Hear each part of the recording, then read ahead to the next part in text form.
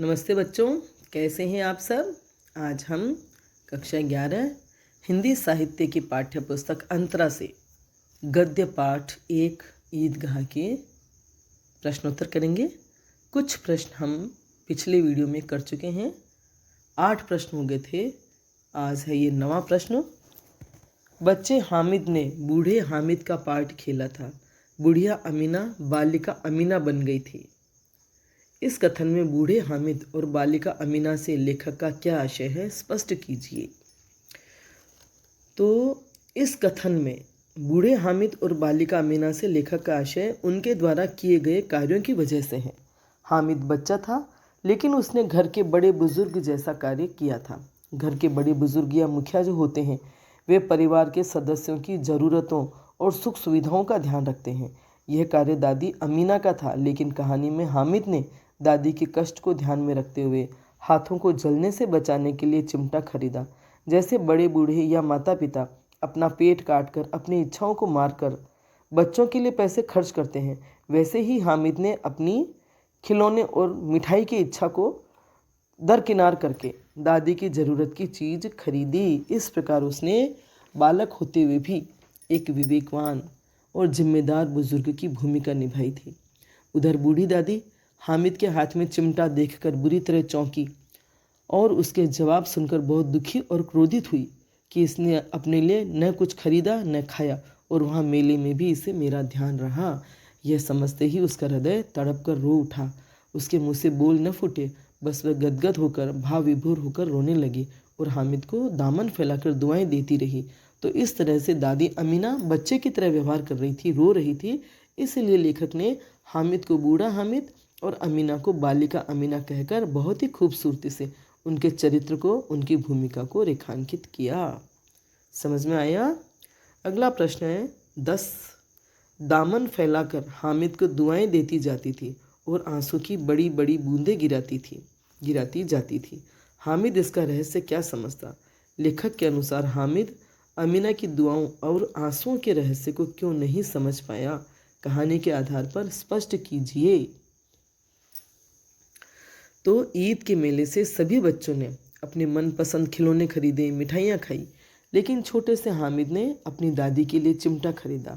और जब घर पहुंचा तो उसके हाथ में चिमटा देखकर दादी बुरी तरह से चौंकी, हैरान हुई और क्रोधित हुई कि दोपहर हुई और कुछ खाया पिया नहीं, और लाया क्या चिमटा। पूछने पर हामिद ने अपराधी भाव से कहा, तुम्हारी उंगलियां तवे से जल जाती थी ना, इसलिए मैंने चिमटा लिया। दादी का क्रोध तुरंत स्नेह में बदल गया। बच्चे का त्याग, सद्भाव और विवेक देखकर उसके मुंह से कोई बोल नहीं फूटा। वह रोने लगी और दामन फैलाकर हामिद को दुआएं देती जाती थी। पर हामिद अमीना की दुआओं और आंसुओं के रहस्य को नहीं समझ सका, क्योंकि हामिद संवेदनशील तो था, भावुक था।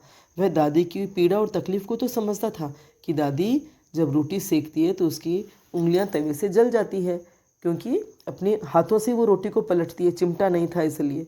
लेकिन वह इतना बड़ा भी नहीं था कि दादी का व्यवहार और उस समय की मनस्थिति को समझ पाता कि दादी उसे दुआएं क्यों दे रही थी और क्यों रो रही थी। दादी उसके अच्छे काम के लिए दुआएं दे रही थी और उसकी मासूमियत और भोलेपन पर आंसू बहा रही थी, खुशी से आंसू बहा रही थी। उसका हृदय गदगद हो रहा था, लेकिन वह इन चीज़ों को समझने के लिए अभी छोटा था। ठीक है। अगला प्रश्न है 11वां। हामिद के चरित्र की कोई 3 विशेषताएं बताइए। हामिद के चरित्र की 3 विशेषताएं। हामिद कहानी का नायक है, मुख्य पात्र है। उसकी चरित्र की कई विशेषताएं उजागर हुई है इस पूरे पाठ में, जिनमें से 3 निम्नलिखित है जो मुख्यतः दिखाई देती है हमें। पहली है सहनशील और लालच रहित। हामिद बहुत ही सहनशील है, साथ ही बच्चे मिठाई खाते समय उसे चिढ़ाते हैं। मोहसिन जो था वो रेवड़ी देने के लिए बुलाता है और खुद खा जाता है। महमूद भी गुलाब जामुन देने के लिए बुलाता है। तरह तरह से उसका मजाक बनाया जाता है, पर वह उनसे लड़ाई झगड़ा नहीं करता।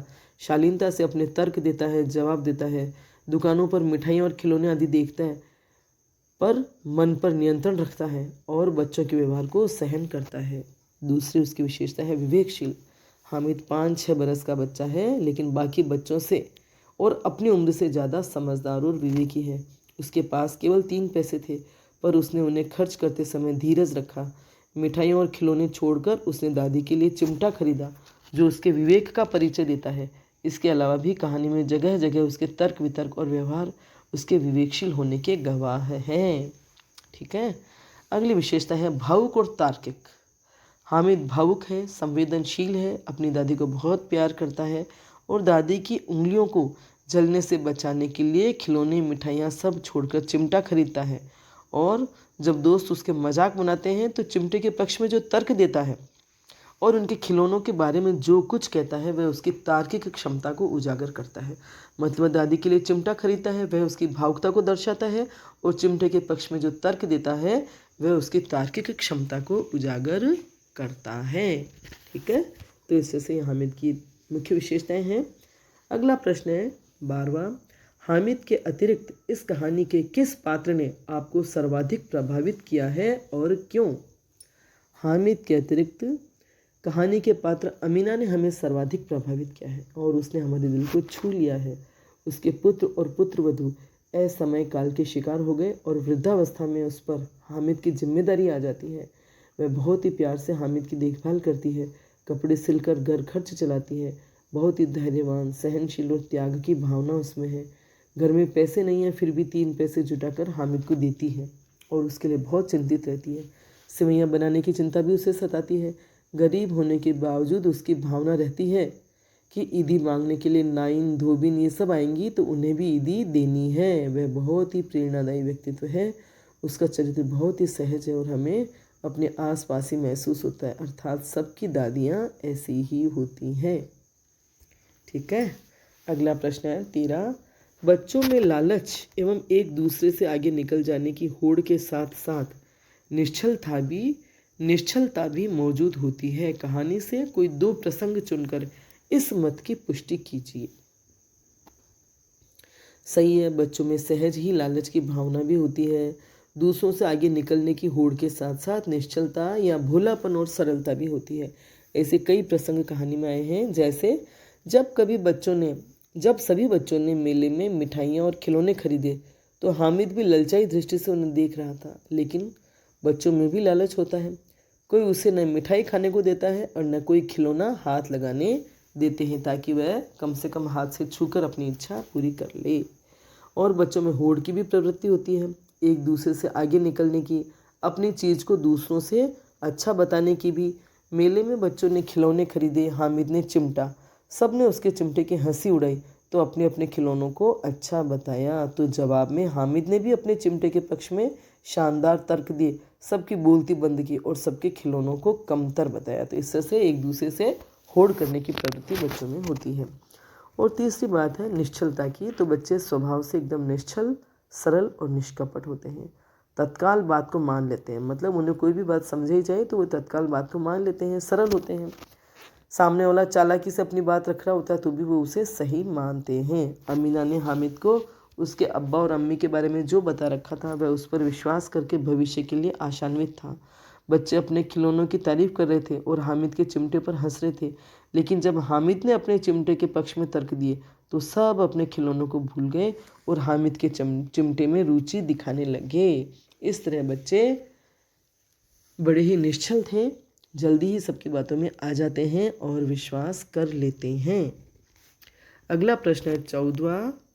प्रेमचंद की भाषा बहुत सजीव, मुहावरेदार और बोलचाल के निकट है। कहानी के आधार पर इस कथन की सार्थकता स्पष्ट कीजिए। तो प्रेमचंद की भाषा वाकई बहुत सजीव, मुहावरेदार और बोलचाल के निकट है। उनका भाषा पर असाधारण अधिकार है। उनकी भाषा बहुत ही सरल, सहज और बोलचाल की ही भाषा है और मुहावरों का भी इतनी सहजता से प्रयोग हुआ है कि भाषा में जान आ गई है। उन्हें जीवन का बहुत अनुभव था, इसी कारण भाषा में सजीवता है। वास्तव में उनकी भाषा में इतनी सहजता और सादगी है कि बहुत आश्चर्य होता है भाषा की सरलता पर। मेरे तो इसीलिए प्रेमचंद पहली पसंद है। सभी साहित्यकारों में प्रेमचंद पहले नंबर पर मुझे पसंद है और उनकी कहानियाँ पढ़ पढ़ कर मैं चमत्कृत होती रहती हूँ। इतना रस आता है और बार बार पढ़ती हूँ फिर भी मन नहीं भरता। उनकी कहानियाँ मैं सैकड़ों बार पढ़ चुकी हूँ, लेकिन आज भी अगर पढ़ती हूँ तो बस उनकी भाषा शैली की वजह से ही रस आता है। कथा वस्तु भी उनकी बहुत अच्छी होती है। कथाओं में संदेश होते हैं, आदर्श होता है, लेकिन उनकी जो भाषा शैली इतनी रोचक और रोमांचक होती है कि पढ़ पढ़ करके बहुत ही रस आता है। इन जैसी सहज, सरल और रोचक भाषा शैली, संवाद शैली अन्यत्र देखने को नहीं मिलेगी। मुहावरे भी सहज ही, अनायास ही चले आते हैं। प्रयास करके उन्हें नहीं लाया जाता कहानियों में, न इस कहानी में लाया गया है। भाषा में देशज, तद्भव, तत्सम और उर्दू शब्दों का भी बाहुल्य है। भाषा पात्रों के अनुकूल है, जैसा पात्र है उसके अनुकूल ही उनकी भाषा का प्रयोग है। एक उदाहरण देखिए। अमीना ने छाती पीट ली। यह कैसा बेसमझ लड़का है कि दोपहर हुआ, कुछ खाया न पिया, लाया क्या, चिमटा। सारे मेले में तुझे और कोई चीज़ न मिली जो है लोहे का चिमटा उठा लाया। एक और उदाहरण। मेरा तो मन ही नहीं भरता पढ़ पढ़ कर, दसियों बार कहानियाँ पढ़ती हूँ, मतलब बार बार पढ़ती हूँ, लेकिन बस। उदाहरण देखिए। 11 बजे गांव में हलचल मच गई। मेले वाले आ गए। मोहसिन की छोटी बहन ने दौड़कर भिश्ती उसके हाथ से छीन लिया और मारी खुशी के जो उछली तो मियाँ भिश्ती नीचे आ रहे और सुरलोक सिधारे। इस पर भाई बहन में मारपीट हुई। दोनों खूब रोए। उनकी अम्मा यह शोर सुनकर बिगड़ी और दोनों को ऊपर से 2-2 चांटे और लगाए। कितनी सरल, सहज, कोई बनावट नहीं, किसी तरह का प्रपंच नहीं। कितनी सहजता से मुहावरे भी चले आए। ये बच्चों के आने के बाद जो प्रसंग है, सबके बच्चों के, मतलब सभी बच्चों के खिलौनों के बारे में जो भी बताया गया है, कितना रोचक और रोमांचक और कितना मज़ेदार है। ठीक है, तो समझ में आ रहा है आपको। अगले प्रश्न है योग्यता विस्तार, मतलब वही आपकी योग्यता को बढ़ाने वाले।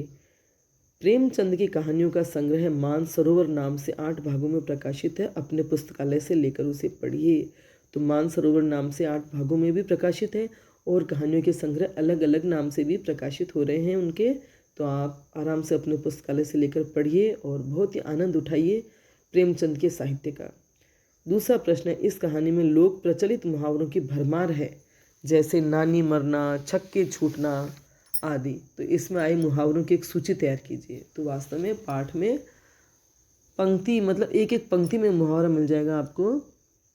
पूरे पाठ में 20 मुहावरे हैं और बहुत ही सहज प्रयोग उनका, जैसे छाती पीटना, गदगद होना, गर्दन पर सवार होना, आग में कूदना, उल्लू बनाना, सिर पर सवार होना, ढेर सारे मुहावरे हैं। तो आप खुद इस पाठ को अच्छे से पढ़िए और मुहावरों को निकाल करके लिखिए, उनके अर्थ लिखिए, वाक्य प्रयोग कीजिए, ताकि आप मुहावरे खुद अपनी बातचीत में भी शामिल कर सकें। ये पाठ केवल पढ़ने के लिए नहीं है, पढ़कर छोड़ देने के लिए नहीं है।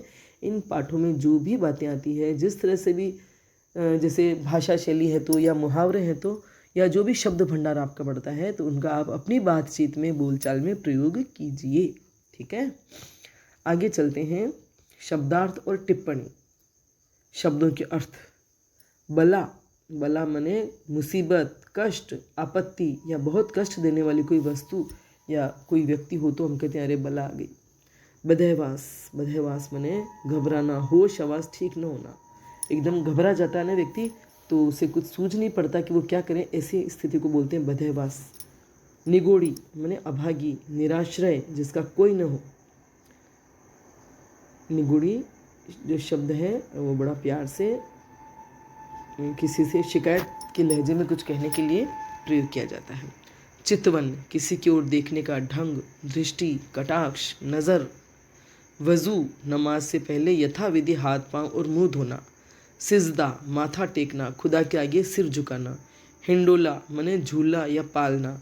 और मशक भेड़ या बकरी की खाल को सिलकर बनाया हुआ एक थैला, जिससे भिश्ती पानी ढोते हैं। भिश्ती मने पानी भरने वाले, तो जो उनमें पानी भर भर करके लाते हैं वे भिश्ती, और उनसे जो भेड़ और बकरी की खाल से जो बनाया हुआ होता है थैला, उसे कहते हैं मशक। अचकन लंबा कलीदार अंगरखा, जिसमें पहले गिरेबां से कमर पट्टी तक अर्धचंद्राकार बंद लगते थे और अब सीधे बटन टकते हैं। मुसलमान लोग तो ये अचकन पहनते ही हैं तीज त्योहार पर, लेकिन आप अपने शादी ब्याह में जो दूल्हा पहनता है वो भी वही कहलाती है अचकन, या क्या बोलते हैं ना दूल्हे की पोशाक को, अभी एकदम सूझ नहीं रहा, तो उसे ही अचकन बोलते हैं, है ना। नेमत मैंने बहुत बढ़िया, या वरदान, जैसे अच्छा स्वास्थ्य ईश्वर की नेमत है, जैसे ईश्वर का वरदान है। नेमत मैंने वरदान। जब्त मैंने सहन करना, अपने मन को नियंत्रित करना, मन को काबू करना।